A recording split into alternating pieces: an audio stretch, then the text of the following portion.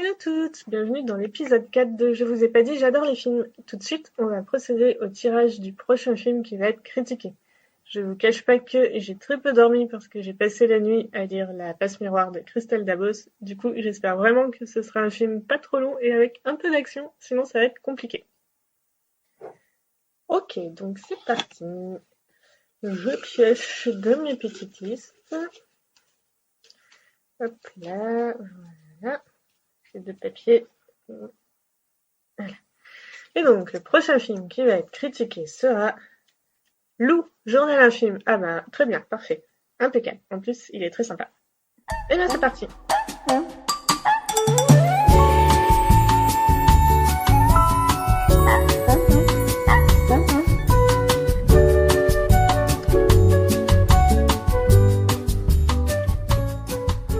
Lou, de quoi ça parle?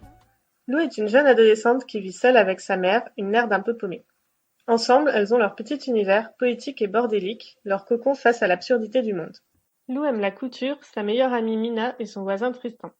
Le film nous propose une plongée dans l'univers coloré de l'adolescente, les différents soucis du quotidien et les questions qu'elle se pose alors qu'elle grandit et qu'elle commence à appréhender le monde différemment. Contrairement à beaucoup de gens de mon âge, je n'ai pas grandi avec, mais à la base Lou est tirée d'une bande dessinée de Julia Nils.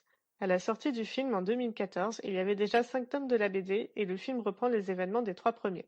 Je me rappelle que c'est le site Mademoiselle qui avait organisé une avant-première avec Julia Nils, qui est donc l'auteur de la BD mais également le réalisateur du film. La BD avait bonne presse et on allait souvent à ces séances à l'époque, c'est comme ça que je me suis retrouvée à aller voir le film. J'avais été très agréablement surprise sur le coup et mon avis a assez peu changé.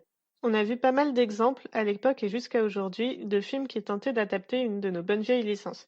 C'est sûr que le milieu de la BD franco-belge est très prolifique et a beaucoup de succès et de licences sûres. C'est un peu comme aux États-Unis, je pense que beaucoup de studios se disent qu'un film basé sur une licence de ce genre va faire des entrées sans qu'ils aient à fournir beaucoup d'efforts. Cependant, je pense qu'adapter une histoire qui a été conçue pour un médium spécifique à un autre support demande du doigté et pas mal de travail au contraire. Et de ce que j'en ai vu, on n'arrive pas toujours, voire rarement, ni à une bonne adaptation ni à un bon film. Pour ce qui est du film qui nous occupe, heureusement, je trouve qu'il s'agit d'une bonne adaptation et d'un assez bon film.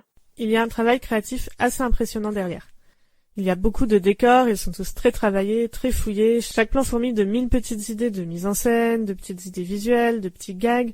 On sent qu'il y a beaucoup de travail et beaucoup de cœur qui ont été mis dans la réalisation du film, et ce par toute l'équipe, et ça donne vraiment un charme et une belle identité au film. Il y a aussi pas mal d'idées, par exemple la mère écrit des livres, et du coup les passages qui se passent dans son univers ont été réalisés par un studio d'animation professionnel. C'est un travail super beau et super soigné, ça donne encore plus de charme et de couleur au film, qui du coup explore aussi ce média, ce qui rejoint en plus l'ambiance de la mère, qui est très pop culture, etc.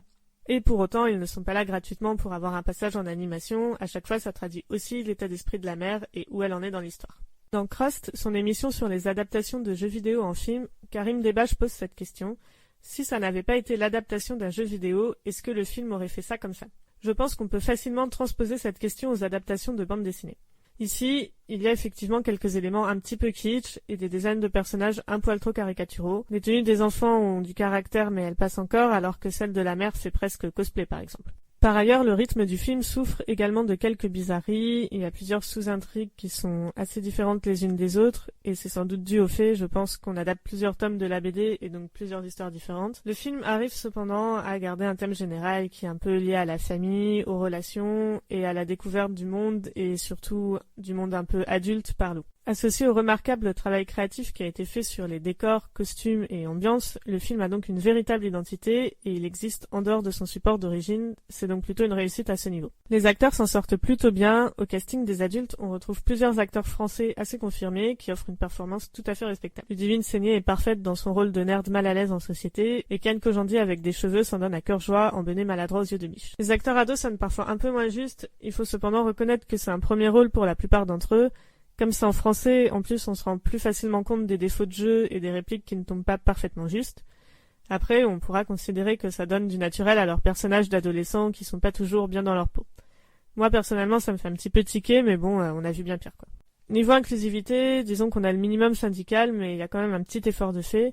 Par contre, il y a un gros plus sur le fait que la grosse majorité des personnages sont des femmes. Et c'est pas genre il y a beaucoup de femmes, c'est à part 2-3 gars qui servent un peu d'intérêt amoureux, il n'y a que des meufs. Donc c'est plutôt cool et ça fait plaisir de voir qu'ils ne se sont pas sentis obligés de rajouter des personnages masculins parce que ce serait plus vendeur ou quoi. Du coup, le film passe bien évidemment le Bechdel test, encore que les personnages passent beaucoup de temps à parler de leur crush, mais heureusement, on est quand même dans un film français, et elles passent aussi un certain temps à se disputer et à avoir des relations familiales compliquées, donc on est bon. Et c'est pas super poussé non plus en termes de relations LGBT+, mais il y a quand même un personnage qui est au moins bi, voire gay sur la fin, même si on n'en parle pas trop et que c'est surtout visuel, mais ça a le mérite d'être là. Niveau adaptation, je trouve que c'est plutôt bien fait, même si j'ai un point de vue un peu extérieur et que je n'ai pas l'attachement à la BD que pourraient avoir les fans qui ont grandi avec. J'ai du coup, comme je disais, vu le film avant de lire les BD et je pense que ça me rend plus indulgente. Cependant, je trouve quand même qu'on retrouve bien l'atmosphère des premiers tomes et que le récit est assez fidèle, tout en gardant un film qui tient la route et qui existe par lui-même plutôt que comme objet commercial destiné à exploiter la licence. En même temps, c'est pas une énorme surprise puisque, comme je disais, c'est l'auteur qui a réalisé le film et du coup c'est normal qu'il ait traité son bébé avec respect. Le film gagne également un point bonus chat pour faire intervenir un adorable petit chat gris dans l'histoire. En conclusion, Lou est un film pas tout à fait parfait mais extrêmement feel good et super mignon. C'est le genre de film qui fait bon de regarder au chaud sous la couette avec un thé par temps de pluie et qui vous fera vous sentir comme dans un cocon.